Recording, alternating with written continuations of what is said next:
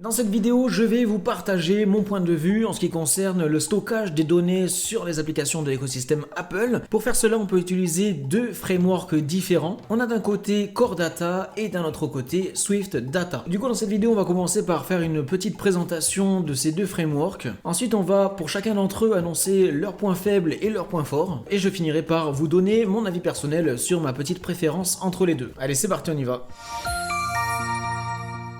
On va commencer avec Core Data, le plus ancien des deux. Il a été introduit en 2005, donc avant même l'existence du langage Swift. Avant ça, c'était sur le langage Objective-C. Avec ce framework, vous pouvez vraiment aller dans le détail des configurations, vous pouvez faire énormément de choses. Vu qu'il est plus ancien, il est du coup beaucoup plus robuste. Il a été mis à jour au fur et à mesure du temps depuis maintenant 20 ans. Donc forcément, il est beaucoup plus stable et on peut faire des choses beaucoup plus avancées avec. Swift Data, lui, a été lancé en 2023. Pour ce qui est de ses points forts, eh bien, il est ultra simple à utiliser en comparaison de Core Data. Ça en fait donc une manière de stocker des données beaucoup plus adaptée aux débutants. Comme je vous le disais aussi, vu qu'il a été créé beaucoup plus récemment, alors que Swift et SwiftUI existaient, il est donc beaucoup mieux intégré avec ce langage et ce framework. Je rappelle que SwiftUI est le framework qui permet de créer des interfaces utilisateurs et donc il permet concrètement de construire tout ce qui va se voir à l'écran visuellement. Et dernier point fort de Swift Data, c'est que pour faire la même chose entre les deux frameworks, sur Swift Data, vous aurez besoin de beaucoup moins de lignes de code. Pour ce qui est de ses points faibles, eh bien forcément vu qu'il est beaucoup plus récent,